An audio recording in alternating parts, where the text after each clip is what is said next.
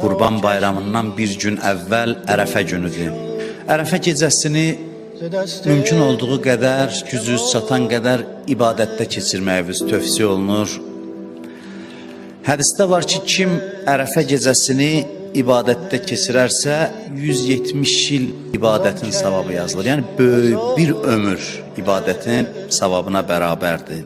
O gecəni dua və ibadətdə keçirmək. Şeytanın ən zəlil olduğu günlərdən biri Ərəfə günüdür. Naümid olduğu günlərdən biri Ərəfə günüdür.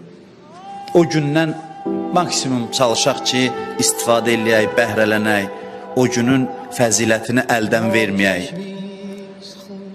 Ərəfə günü istisnai, xüsusi bir gündür. Hədisdə var ki, bir adam Qədr gecəsində bağışlanmasa, Allah onu heç vaxt bağışlamaz il ərzində. Bağışlanmaqdan ümidsüzdür. O adam ki, Qədr gecəsində bağışlanmayıb. Amma bir gün fürsət var. Qədr gecəsində bağışlanmayanlar üçün bir gün fürsət var. O da Ərəfə günüdür.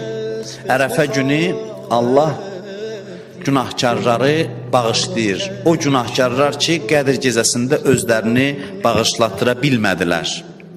Bağışlanmayan günahkarları Ərəfə günündə Allah bağışlayır.